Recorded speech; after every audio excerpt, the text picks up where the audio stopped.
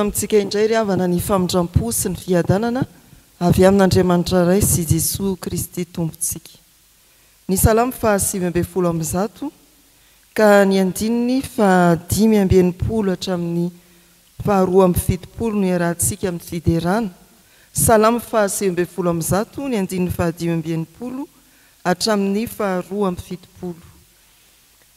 Hoy ny mpanao salamo amin'ny anaran'ny Tompo: Jehova, efa nasianao soa ny mpanomponao araka ny teninao, ampianary fahafantarana tsara ny fahalalànao, fa matoky ny didinao aho.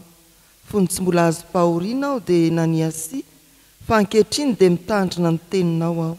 Sady tsara ianao ny mpanao ny tsara, ampianary ho ahy ny didinao. Mamoron-dainga amelezana ny mpireare, amin'ny foky rehetra no hitandremako ny didinao. Matavy tahaka amin'ny menaka ny fony, fa izaho kosa dia lalanao no iravoravoko. Soa ihany aho nampahoriana, mba hianarako ny didinao. Ny lalan'ny vavanao no mahatsara, mihoatra no ny volamena sy ny volafotsy tsy omby arivo. Amen.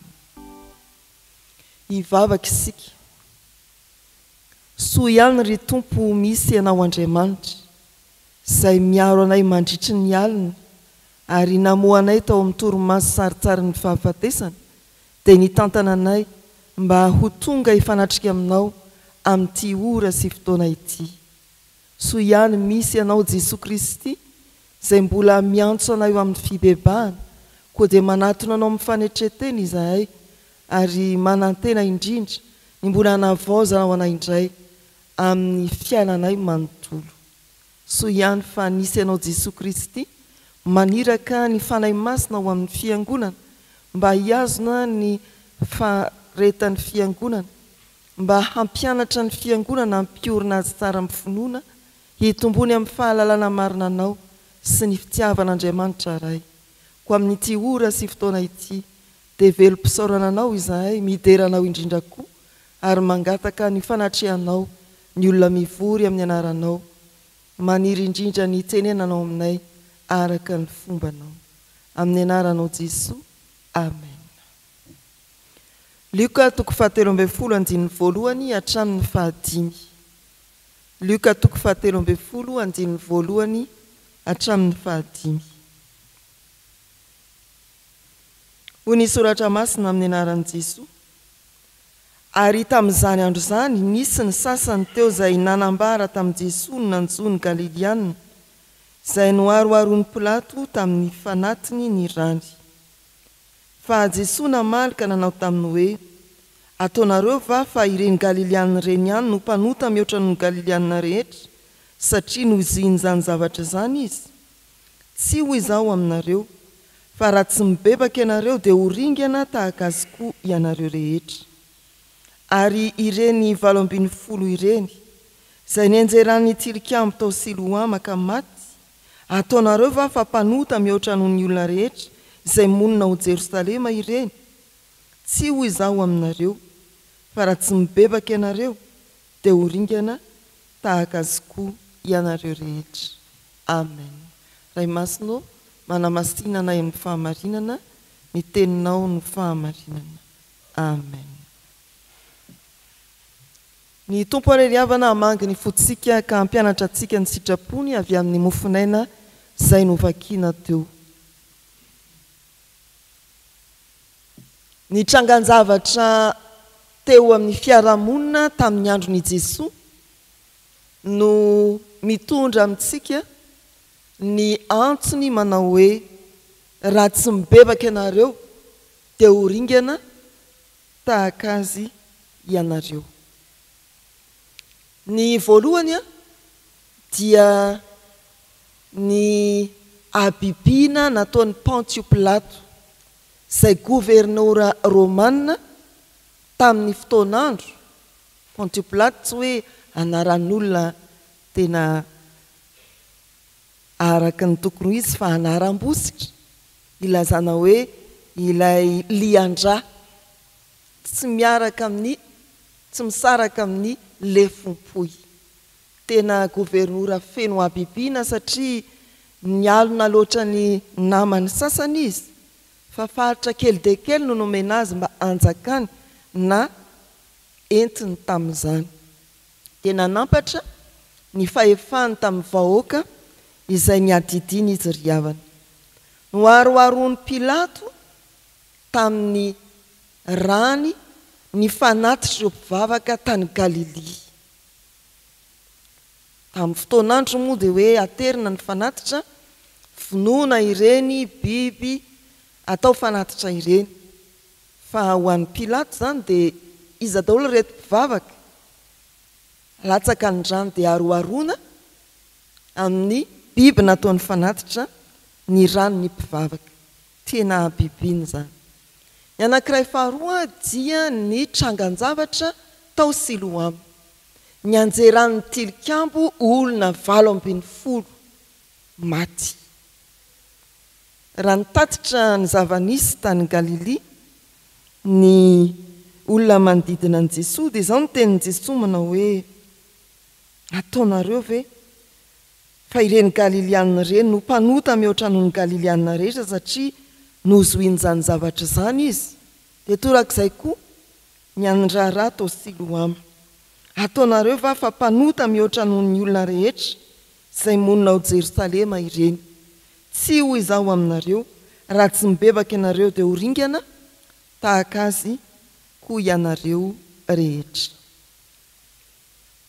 Efa 20 andro zao raha kely indrindra no nandrenesantsika ny antson'ny tompo amin'ny fibebahana. Manoloana antsika eto dia filazana hoe mpanota ny olona rehetra. Ny olona rehetra no antsoina hibebaka. Aza miandry loza vao hibebaka. Izay indray no mafatra fonotsin'izao perikopantsika izao ry havana. Ho ringana tahaka azy koa. Ny teny hoe ringana dia manana dika anankiroa raha ny soratra masina ao amin'ny testameta vaovao no lazaina. Ny voalohany dia ao Matteo 10:15-20, ny Jaona 7:1-12. Raha milaza ny soratra masina hoe aza matahotra izay mamono ny teny, fa matahora izay mamono ny fanahy sy manary any amin'ny elo. Dia izay ilay voambolana hoe ringana. Matahora izay andringana, ilay mamono ny fanahy sy manary any amin'ny elo. Ny Jaona 7:1-12, ny teny hoe very dia mitovy amin'ilay hoe mamono ny fanahy sy manary any amin'ny elo. Fahaverezana ara-panahy. Ao amin'ny Luka 12:14 milaza ny ondry very kosa indray dia filazana ny very mbola azo averina, ny very mbola azo avotana. Eto amin'ity Luka 17:15 ity dia milaza anireo dikateny anankiroa ireo ny soratra masina, izany hoe very mbola azo avotana fa ny fandringanana koa manondro ny ara-panahy sy ny ara-nofo.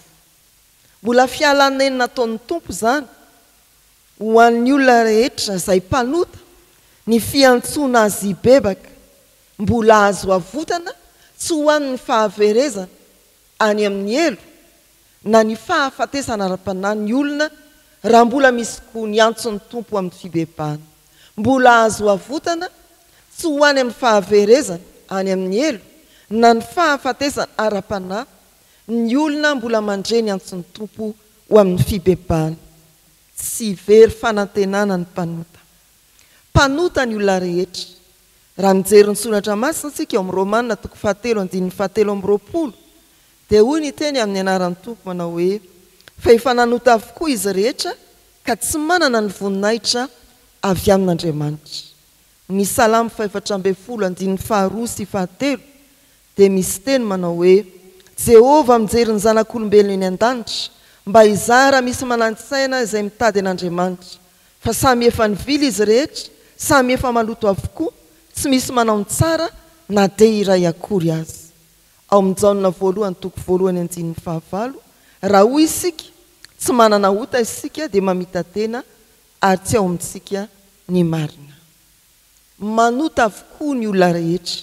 Ireo andiny soratra masindreo dia santionany ao amin'ny baiboly mampianatra antsika ny amin'izany fahamarinany soratra masina sy ny fampianarana ny amin'ny mahampanota ny olona rehetra zany fa afaka mandray ohatra koa isika ao amin'ny Genesis 3:1-5 dia ny fahadisoany lehilahy sy ny vehivavy voalohany indrindra no nitarika ny tsy fanjary-piainana antsika olombelona mandraka kehitriny ny amin'ny taranaky ny lehilahy sy ny vehivavy voalohany araka ny Genesis 3:1-5 ilay nandika ny sitrapon'Andriamanitra isika ao anatin'izany mpanota avokoa isika rehetra ary mety hanavatena ny hoe ny olom-boafidin'Andriamanitra koa satria ao anatin'izany dia mahatsiaro ny tantaran'i Davida isika raha ny Samuela 2:1-2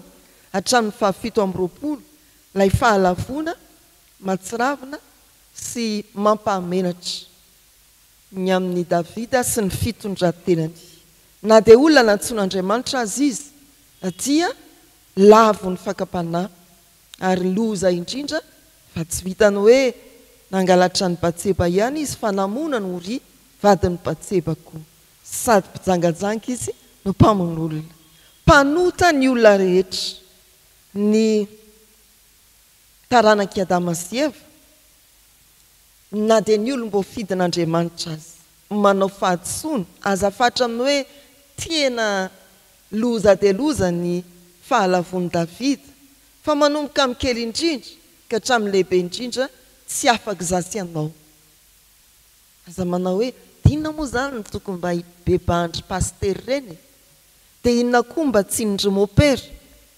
dia inona koa ny tsy ny zaza voateraka fa maty ho an'ny zaza voateraka maty ho an'ny mpitondra fivavahana i Jesosy Kristy satria mpanota isika rehetra tsy afaka milaza hoe isika iza dia madio eo anatrehan'ny Tompo satria efa kristianina tsy afaka ilaza hoe isika ny jentilisa ihany no antsoina hibebaka fa ireny no tsy mbola mahalala an'Andriamanitra tsia mpanota isika rehetra ary tsy afaka mifahamarinana izany tenin'Andriamanitra izany isika na iza mbola misy ny manao kolikoly mbola misy ny arany kolikoly ka tsy afaka mamaly akory ny hoe za tsy ianao fa azo pakapanahy hoe tsy maintsy miroso an'izany zany tiraraty mbola misy ny fifankahalana raha manaraka ny tambajotra sosialy isika firifiry amin'ireo manilika ny olona tao enjehana satria manao fitondrana tsy mety manilika amin'ny teny ambara ao anatin'ireny tambajotra sosialy ireny fandatsana fahadisoana akory havan'izany eritreritra ianao fa tsy diso fa ireny ihany ny tena farahidiny amin'ny fahotana ry havana malala tsy misy afaka namartena isika na iray azy ary tsy misy hoe mavesatra kokoa ny fiampanganan-dranona satria tena lozany nataony fa eo anatrehan'ny Tompo ny diso amin'iray loha dia diso amin'izy rehetra andiny teny sika ry havana ka anaiky ny fahamarinany fampianaran'ny soratra masina fampanota ny olona rehetra araka izany dia ny olona rehetra no antsoina hibebaka araka ny soratra masina amin'ny asan'ny apôstôly 7:7 Andriamanitra ninitsy nijery ny andro ny tsy fahalalana fa ankehitriny kosa izy mandidy ny olona rehetra hibebaka ny Ezekela 5:7 mibeba ianareo dia asoroko aminareo ny elokareo rehetra ny Marka 2:10 vao tsy ela akory tonga ny fotoana efa akaiky ny fanjakan'Andriamanitra mibeba ka mino ny filazantsara dia ohatra akaiky koa ara-baiboly ny fibebany poniny Ninive manontolo notarian'ny mpanjakany rehefa nantsoina hibebaka izy satria ny hoe oravan'Andriamanitra ny tanàna no ny eloka sy ny fahadisoana ataony io tanàna io dia izy rehetra no namaly ny antso ny fibebahana raha mba ho tonga amin'izany Madagasikara raha mba ho tonga amin'izany ny tanàna nisy raka raha mba ho tonga amin'izany ny tanàna misy anao dia izay indrindra isika rehetra no antsoina hibebaka. Tantara ny antsointsika hoe zanakadala ao amin'ny Luka 10:10 andininy 1:10 hatramin'ny 2:30 dia misy fampieritrretana ny hoe na dia ny olona tena farahidina tafasaraka lavitra amin'Andriamanitra efa miosina amin'ny biby azy tahaka n'ity zanakadala ity niara-ninana tamin'ny kisoa dia mbola antsoin'Andriamanitra ary antsoin'Andriamanitra indrindra ho amin'ny fibebahana. Aza manao hoe efa difitra hatrany tampon-doha ny amin'ny fahaditsoana sy ny fahotana tsy mananjoa hibebaka intsony ho aiza intsony na koa ny hoe tsy misy tokony hibebahako fa za tsy mianana fahaditsoana. Isika rehetra dia antsoina hibebaka satria mpanota ny olona rehetra. Rehefa mandeha ny amin'ny fiarahamonina isika riavana dia mahita hoe maloto ny tontolo iainana ary misy fiantraikany eo amin'ny fiainantsika izany. Ny mariky ny fahaloton'ny tontolo iainana dia dikan'ny fahalotona miainga any anatiny ny olona ponina eo amin'ilay tontolo misy azy. Dia mandinika isika eny ny tanàna tena maloto na izanaiza alehantsika na eto an-drenivohitra na any amin'ny renivohitra ny faritany samihafa raha mbola ataoko hoe tanan-dehibe maloto ny tanan-dehibe. Any ambanivohitra moa dia manana ny lavajezika sy ny sisa ny tantsaha fa rehefa mandinika isika dia mariky ny loto avy any anaty ireny loto ireny ary tsy hoe ny fako ihany fa ny loto avoaka ny vavan'ny olona amin'ny alalan'ny teniny ratsy samihafa maloto ny ao am-pon'ny olona. Dia izany no hoe tsisy afaka namaritena isika fa tena ao anatin'ny firenena malotomolotra sady malotomolotra araka ny fitenin'ny Isaia rahateo. Isika rehetra no antsoina hibebaka riavana ary ny farany aza miandry loza vao hibebaka. Ao amin'ny Korintiana 2:9-2 dia izao ny voasoratra amin'ny anaran'ny Tompo: indro ankehitriny no andro fankasitrahana, indro ankehitriny no andro famonjena. Aza miandry loza vao hibebaka. Ankehitriny dia izao tsy miemitra 2 minitra na mandroso 2 segondra fa izao izay ny filazana hoe ankehitriny. Luka 12:12 hatramin'ny 1:20 izay navenovena tamintsika tao anatin'izao volana martsa izao. Tantara n'ilay manan-karena izay nahavokatra be ka nanana fandarana ny hoe hitariko ny toeram-bokatro fa hoy ny tompo taminy: ry adala anio alina ihany dia ho alaina aminao ny ainao. Tsy fantatsika ny androany sy ny rampitso aza miandry loza na fampitandremana mafy vao hibebaka. Hoy ny Hebreo 7:12 anio raha miaino ny feona ianareo aza manamafy ny fonareo. Tsaroana eto ry havana tantara n'ilay jiolahy niara-nomboana tamin'i Jesoa teo amin'ny hazo fijaliana. Nibebaka tamin'ny ora farany taingaza manararoatra hoe hay azo atao tsara zany. So tsisy ora farany anjaranao tahaka ny an'ilay jiolahy niara-nomboana tamin'i Jesoa. Fa ho tampoka ny fiavian'ny farany amin'ny tenanao, ho tampoka ny fiavian'ny farany amin'izao tontolo izao. Mbola miantso ny tompo, anio no heninao zany. Rampitso tsy azo antoka ry havana. Mety afaka minitra vitsy, mety afaka ora vitsivitsy dia ho avy ny tompo. Tsy fantatsika zany ara-tsoratra masina. Aza miandry loza vao hibebaka. Dia izay no taridalana ho antsika ny amin'ity anio ity. Tsarovy fa mpanota isika rehetra, arak'izany isika rehetra no antsoina hibebaka. Aza mangatakandro na miandry loza hiatra aminao vao hibebaka. Ho an'Andriamanitra ny voninahitra. Amen. Hivavaka isika. Tsy azona hiadi-kevitra na hiadim-barotra Andriamanitra ny famarina ny teninao. No ny asan'ny fanainao masina dia hampanekeo izahay fa mpanota raha tsy mibebaka dia mety hiaran'ny famonoana ny vonomoka tahaka ny poniny Galilia tamin'ny andron'ny Pontio Pilato. Raha tsy mibebaka dia mety hiaran-doza tampoka tahaka ireo 70 nienjeran'ny tilikambo tany Siloam. Raha tsy mibebaka dia ho avy tampoka tahaka ny mpangalatra tokoa ianao ka tsy fantatray izay hiavianao hanavaka ny vary amin'ny tsiparifary, hanapaka izay tsy namoa hodorana any amin'ny elo sy ny afo, hanavaka izay namoa voan'ny fibebahana ho amin'ny mandraka izaynao, ny fahavelomana ao aminao. Dia misaotra Tompo fa mbola miala nenina aminay ianao farafahakeliny 40 andro zao hatramin'ity alarobia ity, mba tsy hiverina aminay manomboka amin'izao alarobia izao ny antsonao fa hovalianay eny tsy misy atakandro, ary dia keo reny fiverenanay tahaka ny fiverenan'ilay zanaka adala ka atafio anay ny fitafiana tsara indrindra dia Jesosy Kristy. Meo anay ny peratra ho fanamarinana fa vita fihavanana aminao izahay. Dia omeo anay koa ny kapa mba havonina anay hitory ny filazantsara ny fihavanana amin'izay mbola tafasaraka aminao, hiantso azy ireny koa amin'ny fibebahana.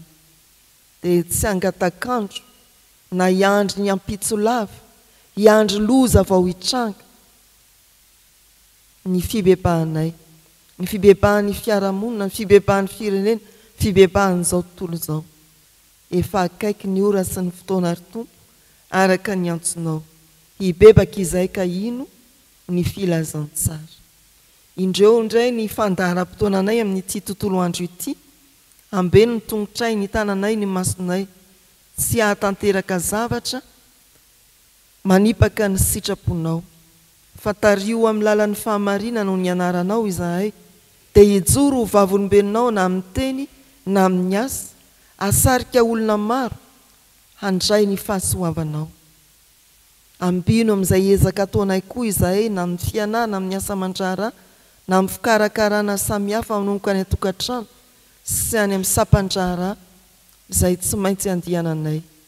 Anio Tompo dia jereo ity firenena ity, misaotra ny amin'ny efa fivoaran'ny toetrandro ka azahoana mahataratra ny fiainan'ny rano eny amin'ny fiarahamonina eny, mbola mivavaka ho an'ny faritra atsimona Antananarivo izahay, izay niaran'ny fahavakisan'ny fefoloha, ireo mpianatra sy ny sekoly, ny talenty-tsekoly rehetra, ireo toeram-pitsaboana, ireo ivotoerana nametrahana ny trabona sy ny mpikarakara azy ireny. Tompo dia hojerenao manokana ny amin'izany. Ny fiangonana izay solo tenanao Kristy ety an-tany dia tena hijoro ho tanam-pitiavanao amin'izay rehetra farany azo atao, na ny kristianina tsirairay eny amin'ny fiarahamonina, na ny fikambanana samihafa anonana ny anaranao, dia tsy ho tafandrimandry, fa raha manana akanjo roa dia hizara sy hanome, raha manan-kohanina dia hanome izay tsy manana kosa.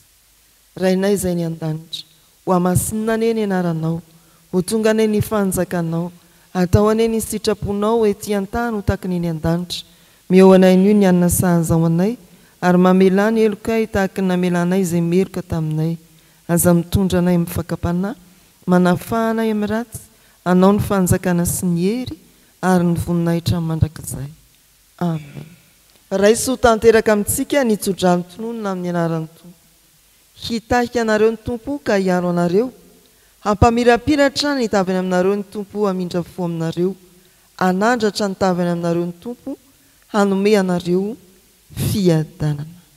Amen.